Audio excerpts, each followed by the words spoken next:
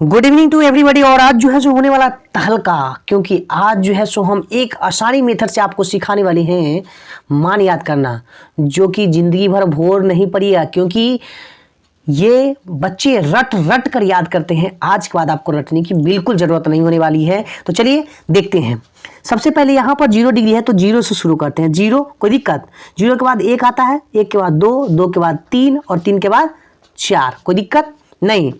और यहाँ पर देखिए ध्यान से कि लास्ट अंक 4 है, इसीलिए बट्टा के नीचे सभी में 4 डाल देते हैं। कोई दिक्कत अगर हो तो बोलिए। डाल दिए। अब देखिए यहाँ पर सभी के रूट लगा देंगे, सभी में, एक में नहीं, सभी में रूट लगा देंगे।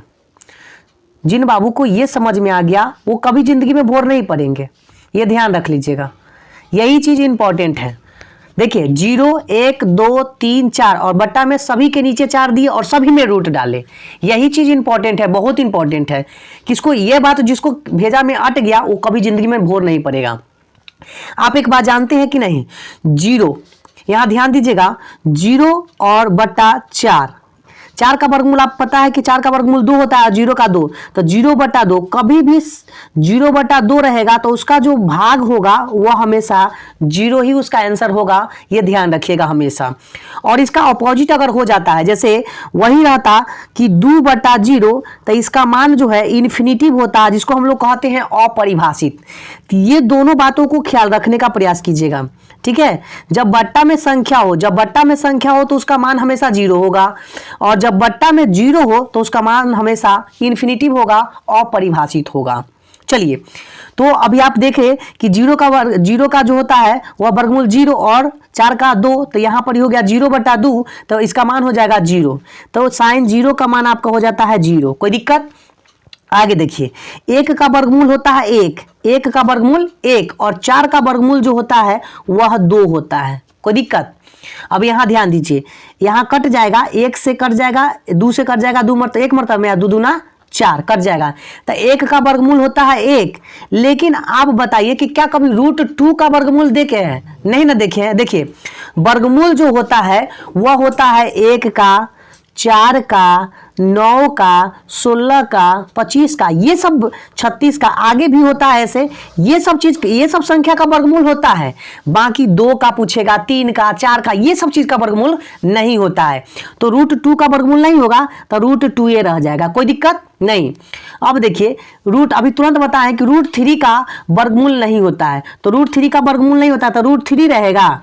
अब बताइए 4 का वर्गमूल, अभी देखिए 4 का वर्गमूल जो होता है 2 होता है कि नहीं, 4 का वर्गमूल होता है 2, 9 का वर्गमूल 3, ऐसे होता है। तो 4 का वर्गमूल कितना हो जाएगा 2, तो यहाँ हो जाएगा 2। अब देखिए ये 4 से 4 हो जाएगा, कट जाएगा, क्या मरतबे में, 1 मरतबे में कट जाएगा, तो 1 का वर्गमूल जो होता है वह 1 हो जाता है। इतना बात किसको किसको समझ में आ गया, ध्यान दीजिएगा, ठीक है। आगे ध्यान दीजिए। अब देखिए कुछ नहीं है, एकदम बिल्कुल आप बिल्कुल याद करना ही नहीं है, आप इसको भोर पढ़ना है, इसको कि भोर कैसे पढ़ेंगे बस। अब इसका क्या करना है, उल्टा कर देना है। कॉस का जो है उल्टा याद करने के लिए इस सारे मान का उलट देना है। तो देखिए इसका जो है यहाँ पर वो 0 हो जाएगा, फिर यहाँ पर √3 है वो अपोजिट कर देना है, √3/2। अब देखिए इधर पहले ये वाला लिखे, फिर ये लिखे, तो ये वाला लिखेंगे तो यहाँ पर ही आएगा, क्लियर। अब फिर इसके बाद ये वाला है तो 1/2 और ये वाला है तो यहाँ चल जाएगा। ये एक दूसरे का उल्टा होता है, विपरीतक होता है, अपोजिट होता है, तो याद करने में प्रॉब्लम्स आपको नहीं होने वाले हैं। तो चलिए आगे ध्यान दीजिए, और ये और भी इंपॉर्टेंट होगा। देखिए एक फार्मूला आपको हम लिखाए थे, tan थीटा बराबर होता है sin थीटा बटे cos थीटा। अगर कोई बात नहीं याद नहीं भी है ना तो कोई बात नहीं, घबराने की जरूरत नहीं है कि घबरा जाएंगे कि 9 याद है तो कैसे याद होगा। एकदम बिल्कुल बेफिक्र होकर रहे, बिल्कुल समझ में आएगा, खाली बस अंत तक बने रहे। अब देखिए ध्यान से, tan थीटा का मान ज्ञात करना है ना, तो कुछ नहीं करना, एकरा और एकरा का भाग देना है। 0 में 1 से भाग देंगे। अभी हम बताए हैं कि कोई भी बट्टा के नीचे में अगर संख्या है तो उसका मान हमेशा 0 होगा। कोई बट्टा के संख्या, अगर बट्टा के नीचे संख्या है और ऊपर 0 है तो उसका मान हमेशा 0 होगा। तो यहाँ पर 0/1, तो 0/1 बराबर 0, कोई दिक्कत। अब देखिए ध्यान से, अब इसको देना है दोनों को बट्टा में, तो देखिए यहाँ ध्यान से देखिएगा, 1/2 है ना, वहां देखिए 1/2, एगो है √3/2, अब ध्यान दीजिए, तो ये दोनों है ना हो, तो इसको देखिए चेंज करेंगे तो हो जाएगा 1/2, आई हो जाएगा 2/√3, क्योंकि भाग से गुना में जाएगा तो चेंज हो जाएगा, तो ये 2 से 2 खत्म, तो 1/√3, तो ये हो जाएगा इसका मान किसका 30 का, तो 1/√3। क्लियर। अब देखिए इसको जब आप भाग दोगे तो सब एक्सचेंज हो जाएगा, चेंज हो जाएगा। देखिए 1/√2 है इसका भी और 1/√2 है इसका भी, तो जब चेंज करेंगे बउआ तो 1/√2 गुना √2/1 कट जाएगा, कट जाएगा, कट जाएगा, कट जाएगा, क्या मरतबे में, एक मरतबे में, तो इसका मान हो गया 1। कोई दिक्कत नहीं ना। अब देखिए यहाँ पर ध्यान दीजिए, इस sin 60 का अति sin 60 और इसका देखेंगे दोनों को, तो देखिए √3 अब बट्टा 2, और जब चेंज कर देते हैं यहीं पर तो 2 बट्टा हो जाएगा 1, तो 2 से 2 खत्म, अब बट्टा के नीचे में कोई संख्या नहीं लिखाता है, समझ गए कि नहीं, तो यहाँ केवल √3 हो जाएगा। 1/0 अभी तुरंत बटा है, कोई भी संख्या बट्टा के नीचे 0 है उसका मान हमेशा इन्फिनिटिव होगा, इसको हम लोग कहते हैं अपरिभाषित। क्या बोलेंगे, अपरिभाषित, तो ये हो जाएगा आपको इन्फिनिटिव।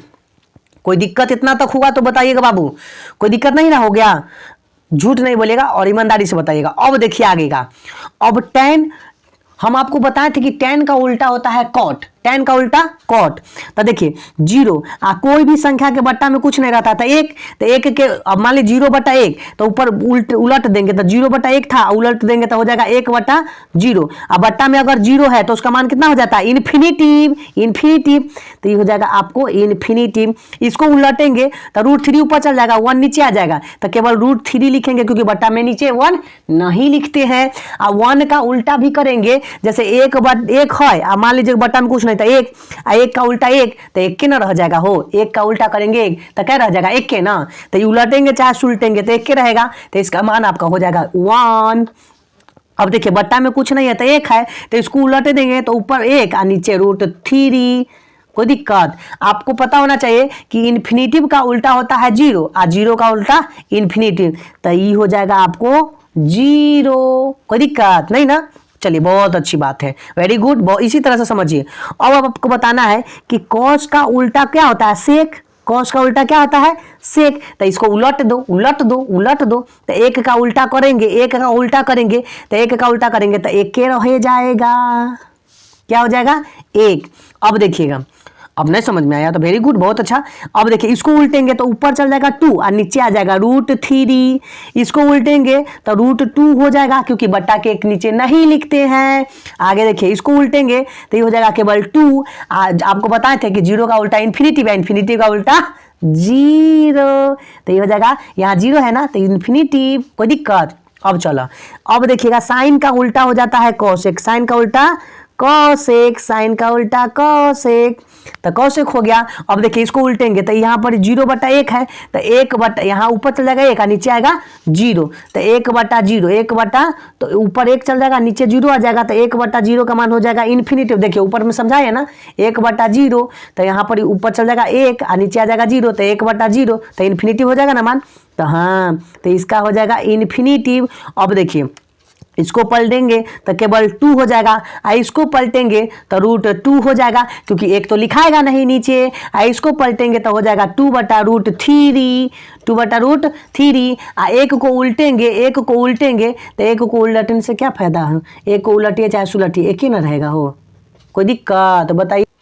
एक चीज़ का और को ध्यान आप लोग दे दीजिएगा क्योंकि कभी कभी जो है सो ऐसे सवाल पूछे जा सकते हैं, क्योंकि पूछ लिए जाते हैं, तो ध्यान से एक बात का ध्यान दीजिएगा कि कभी कभी ऐसे π/2 दे देता है, तो π/2 का मतलब होता है, इसका मतलब क्या 180 और /2, तो ये हो जाएगा π/2 का मान हो जाता है 90। ये समझिएगा कि 90 का पूछ रहा है, जैसे आपसे पूछेगा कि sin π/2 का मान बताइए, तो इसका मतलब sin 90 का मान पूछा है। अगर π/3 बोलेगा, π/3 तो आप समझिएगा कि 180 और /3 बोले तो 60 का मान।